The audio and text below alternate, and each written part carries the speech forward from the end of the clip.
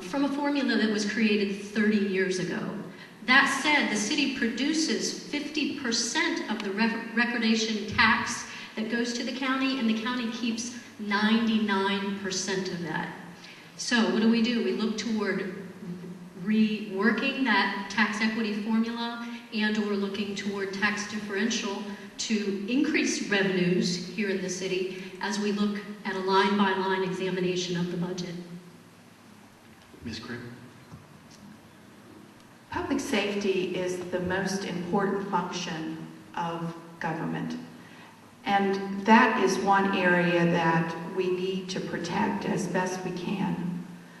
Currently in Annapolis, there is a joint legislative work group on fiscal relationships between the state, county, and municipal governments. And that work group started last month. They had a meeting October 8th, and they're going to have another meeting this week. And what they're talking about is different sources of revenue for local government. We need to be at the table. We need to be attending these meetings to find out what other sources of revenue we can tap into in order to balance our budget. Grants and stimulus funding are also very important to us right now. Second question goes to Chris Huckenpohler. It's from city resident Suzanne Beal concerning intergovernmental relations. May we just have a little time out, just a little sideline? Paul answered, and then we went down here, and I think we got a little lost up with folks. I didn't have a chance to answer that. If you want to answer a question, it's optional. All you have to do is signal me. I didn't see you signal. I'm sorry, I thought it was Donna doing a rebuttal. Can I answer that last question? Sure. Okay, here's my answer. I'm going to work hard, and I'm going to allow government to take a little bit of my money. You're going to give me some roads, some schools, and you're going to provide for common defense. That's where my budget priorities are, and I hope yours are too. Done. Thank you. Okay, now let me remind everyone that there are 5 optional opportunities to speak to the questions. And if you want to use any of them, just signal me at any time, and I will take you in the order that you signal me. We'll go on to question 2 now. It's about intergovernmental relations from Suzanne Beal. The issue of annexation has raised new questions about city-county relations. What is the proper role of the county in city government? It's easy. I hope nobody doesn't believe that everybody's sitting up here on the stage. Everybody's sitting up here on the stage. We all know each other, but we recognize each other's spouses, and we recognize each other's kids, etc. The relations. I just got quoted. I think it was a couple weeks ago. I just got quoted that we do get along. At the end of the day, you have to get along. Politics be aside. But we all know the new hotness is the annexations. The county has its own particular reasons, but guess what? Even though I live in Frederick City, I also live in the county. I think we can do better. I think we can all play and get along well with each other, but there are different reasons for politics right up front. The city wants annexation. The county doesn't want it to happen right now. I've come out and I am outspoken against the annexations right now. It's land, it's not going anywhere, and the folks that I talk to on the doorsteps, they don't want it right now. The failure was yesterday. No, I didn't sign the petition, but I'm against it because I ride up 15, I ride down I-270, going to work or going to play, and the folks that I talk to, they don't want it.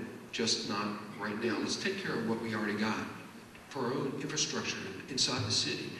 I think we can do better.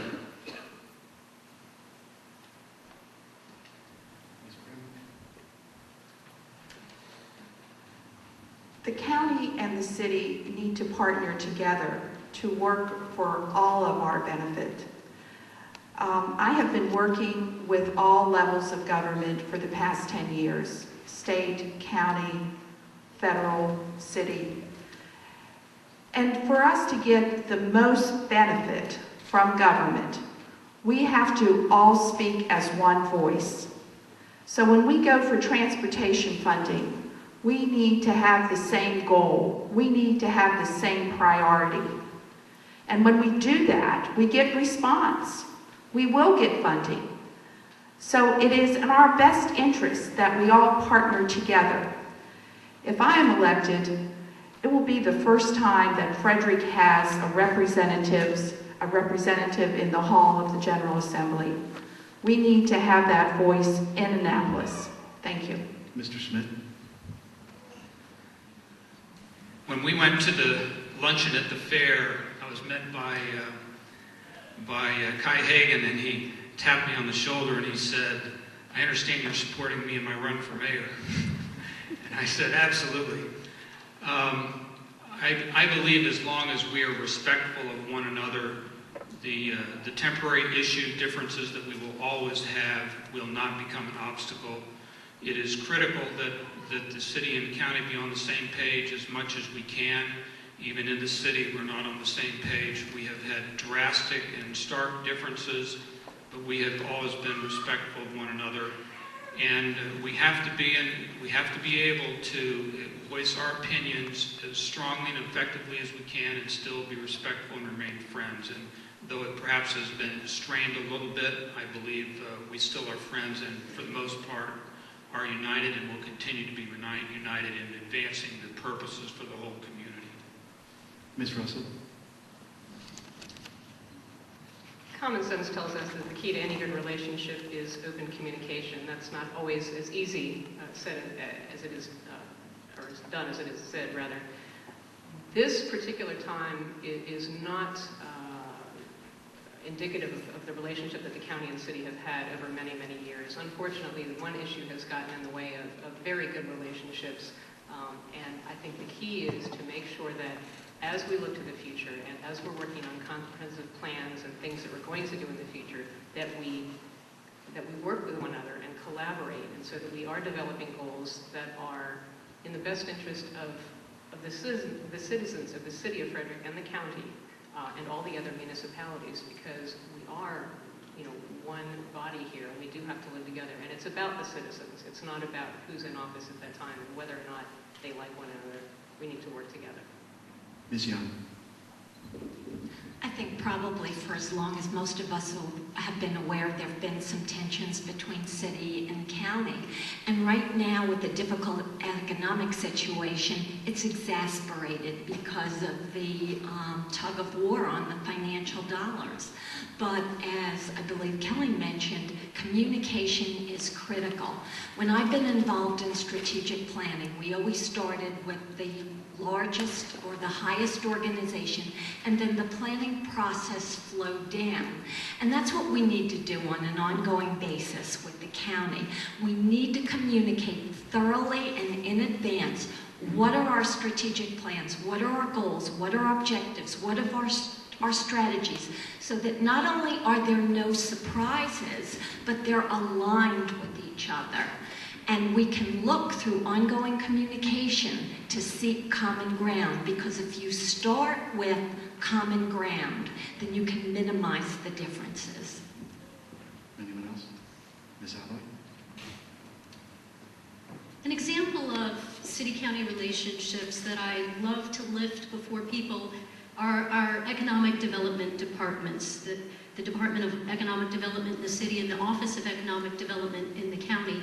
These two groups are a model for the state and work together in a mutually beneficial relationship that benefits us all. And so today I was having a conversation with our sustainability coordinator in the county and a planner in the city, who are also looking to join together forces for the good of both the city and the county. This is the kind of thing that we need to do. The recent tensions and the emotions have come out of some fears or some frustrations about what's going to happen. And if we can kind of look at that, lay it aside, and know that we're all in this together, we can build win-win relationships that benefit us all. We'll move on to the third question. It goes to Donna Kazemchek. It's from Jennifer Alcorn, who has a question about city services. If budgets continue to shrink, what would be your decision-making process for deciding what city services to cut?